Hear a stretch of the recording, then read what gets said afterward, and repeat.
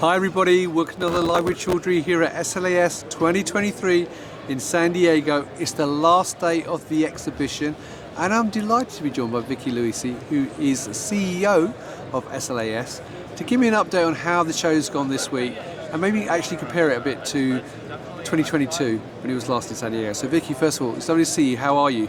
I'm great, Rizwan. It's great to be with you again. Thank you so much for stopping by and chatting with me. Right, now, well, it's always a pleasure to chat with you, Vicki, I must say. But the first thing I'll do before I ask you about the event, for anyone who's watching this who is not familiar with SLAS, and there will be a few, can you just give me a quick overview of who SLAS are and what you do? Absolutely. SLAS is the Society for Laboratory Automation and Screening. We're a global community of about 20,000 folks working either in the development of lab automation technologies or the folks who are using those technologies. Brilliant. Now, we're here at San Diego for obviously your biggest conference and exhibition that you have every year. Mm-hmm. What's been the feedback in terms of numbers? And I know it's not official because the show hasn't officially closed. You've still got things going on tomorrow as well. How many delegates have you had registered so far? So as of the close of things last night, we had over 7,200 people registered. And I know that others have come in today and will continue to come in through the show close tomorrow. So we are absolutely thrilled with that number. That is a record-breaking number for us. It's about a 30% growth over the last time we were in San Diego, which was in 2020.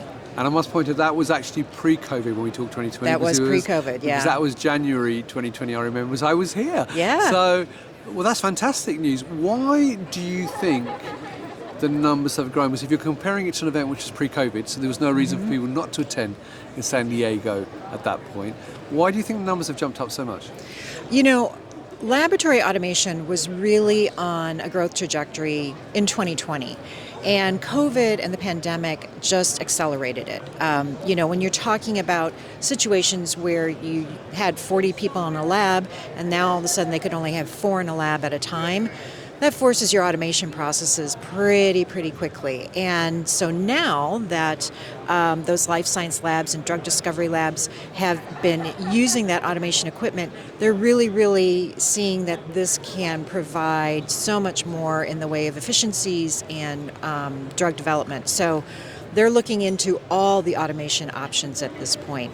And it's also reflected here in the number of exhibitors that we've had. We have a record-breaking number of companies, too. We have over 390 companies who are here exhibiting with us in San Diego. So it just is a testament to show how this particular sector is absolutely exploding.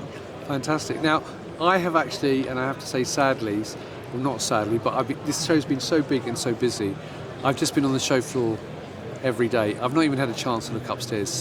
But how busy has it been upstairs? So the feedback I've been getting is that although it's busy down here, it's actually busy upstairs as well, which is very surprising when you have a conference running at the same time. Yeah. So we've always really tried to make sure that we have a high quality scientific program along with the exhibition.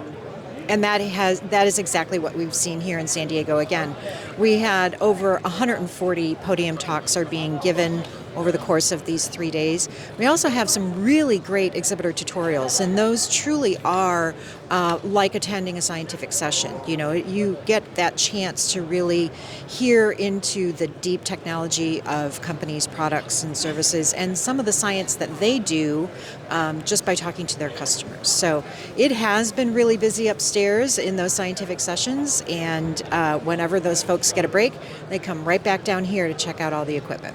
And from your perspective, I know it's difficult because you don't want to be a favourite to anybody in particular, but has there any been standout things for you over the last 3 days which have stood out?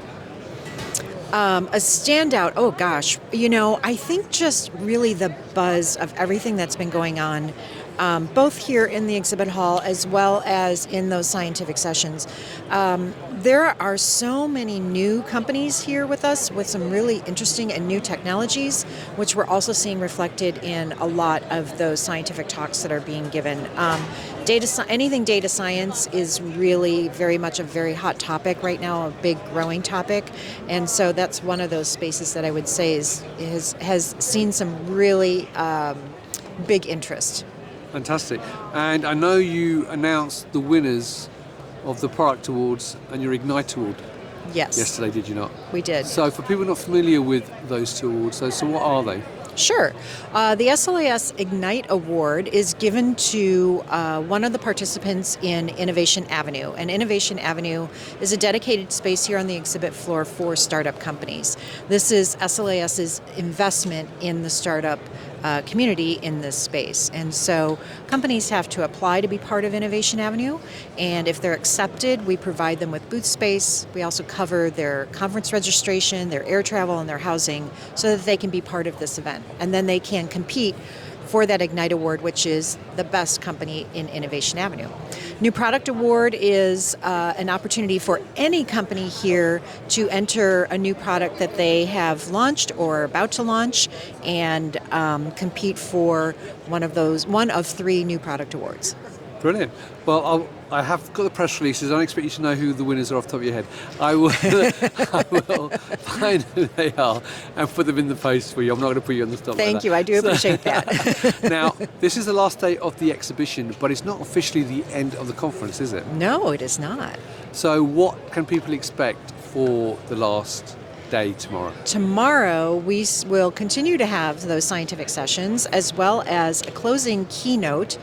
Sam Keen is going to be here to speak. He is also selling his books, so if you are familiar with him, please do come and see him. If you're not, give it a Google. I think you'll find him to be very entertaining. Fantastic. Now, looking ahead, first question, when is SLAS 2024 and where? SLAS 2024 is going to be in Boston next February. You can see our dates there, February 3rd through the 7th. We'll be back in Boston, just like we were there the first time in 2021, and in 2022, and we're really looking forward to going back. Brilliant. And obviously you've got SLAS Europe, so yeah. When is that? So SLAS Europe this year is going to be taking place in Brussels, and that'll be in May 22nd through the 26th. And there's the little board for that as Yeah. well. But you also do lots of other things as well, as apart from the shows and these annual events, which obviously is the sort of highlights, if you like, Sure. for attendees So and members. You've got more than that, haven't you? absolutely. We hold 4 symposia a year, 2 here in the United States and 2 in Europe. The next one is going to be in April 19th through the 20th in Cambridge, and it's on building biology in 3D. And then in the fall, we'll be holding our sample management symposium in the United States, as well as a new topic, which is microscales. That'll also be in the U.S. And then we're going to round out the year with a symposium in Basel on data science. Fantastic. Well, look, Vicki, as always, it's a pleasure to catch up with you.